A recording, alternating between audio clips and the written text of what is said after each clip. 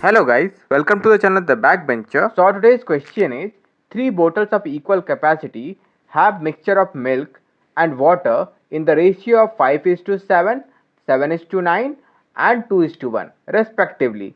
These three bottles are emptied into a large bottle. What is the percentage of the milk in the new mixture?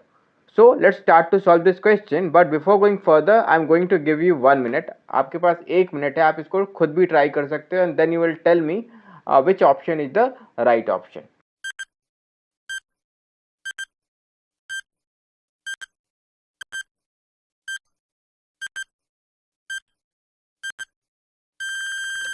So I hope आपने इसको try किया होगा. So if you are not able to solve it, let's understand it. हम इसको कैसे solve करेंगे. तो हमारे पास जो बोतल A है वहाँ पे रेशियो है 5:7 का, जिसे हम कैसे लिख सकते हैं 5:7, राइट. जहाँ पे 5 मिल्क है और 7 वाटर है. सिमिलरली जो दूसरा बोतल है वहाँ पे रेशियो हमें गिवन है दैट इज 7:9. एंड जो थर्ड हमारे पास बोतल है बोतल C, उसमें रेशियो है दैट इज 2:1 का, राइट. अब यहाँ पे टोटल पार्ट्स कितने हैं पहले आप ये मुझे बताओ. जैसे पहले बोतल के कॉन्टेक्स्ट में अगर हम बोले, अगर 5 यहाँ पे मिल्क है और 7 वाटर है तो टोटल पार्ट्स कितने हुए. टोटल पार्ट्स हो गए 5 + 7 दैट इज 12, राइट. तो हम यहाँ पे सिंपली लिखेंगे पार्ट्स इन बोतल ए. बोतल ए में टोटल पार्ट्स हो गए 5 + 7 दैट इज 12, राइट. यहाँ पे मिल्क इज टू वाटर का रेशियो है, not water is to milk का ratio. So be careful in that. Similarly जो हमारा सेकंड वाला बोतल है वहाँ पे टोटल पार्ट्स कितने हैं, 7 मिल्क है, 9 वाटर है, तो 7 + 9 दैट इज 16. सिमिलरली जो हमारा थर्ड बोतल है वहाँ पे 2 मिल्क है और 1 वाटर है. मैं रेशियो की बात कर रहा हूँ. तो यहाँ पे टोटल पार्ट्स कितने जाएंगे दैट इज 3.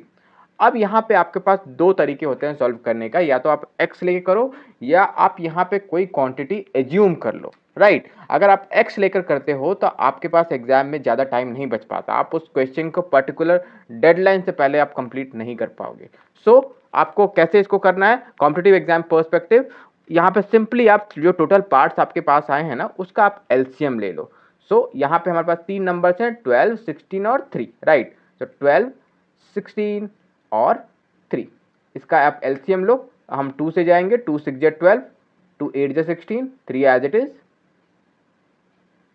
अगेन 2 से हम जाएंगे, 2 3 × 6, 2 4 × 8 and then we have 3 again.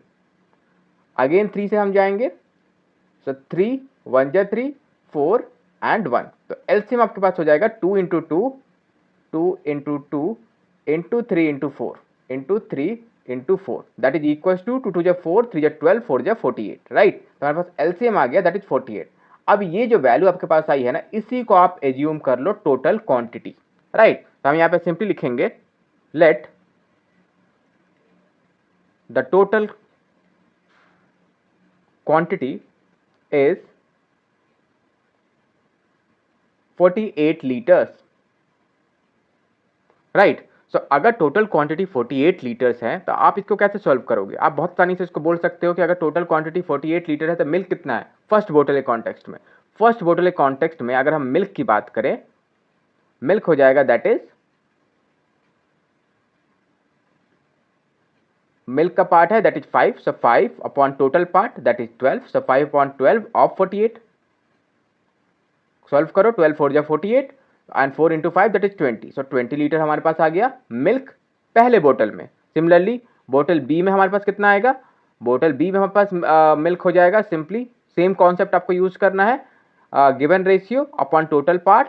तो गिवन रेशियो हमारे पास मिल्क का है सेकंड बोतल में 7 का, तो 7 अपॉन 12 और नॉट 12, यहाँ पे 16 है टोटल पार्ट, तो 16 मल्टीप्लाई बाय 48, तो 16 16 3 × 48 होता है and 3 × 7 that is 21. So 21 litre है हमारे पास बोतल बी में मिल्क.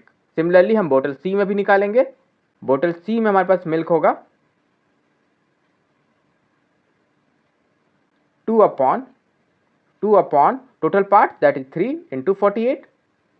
सो 3 16 जब 48 होता है तो 16 × 2 दैट इज 32 लीटर. तो हमारे पास जो थर्ड बोतल है वहाँ पे मिल्क की क्वांटिटी है that is 32 litre. That's it, आपका मेन पार्ट हो गया कंप्लीट. अब आपको क्या करना है, सिंपली क्वेश्चन में आपसे पूछ रहा है कि you have to find the percentage of the milk in the total quantity. आपको टोटल क्वांटिटी में मिल्क का कितना परसेंटेज है. So that's more easy to solve. So इसको फर्दर सॉल्व करते हैं. So percentage of milk would B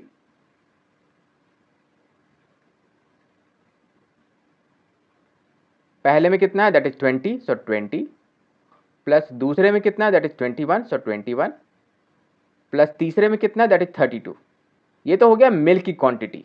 total quantity कितनी होगी, 48 लीटर. लेकिन 48 लीटर को आपको 3 से मल्टीप्लाई करना पड़ेगा क्योंकि एक में 48 लीटर की बात हो रही है और 3 बोतल से हमारे पास, तो 48 इंटू 3, क्योंकि 3 बोतल के जो क्वांटिटी है उसको हमने एक बोतल में डाला है ना, इसलिए 48 इंटू 3.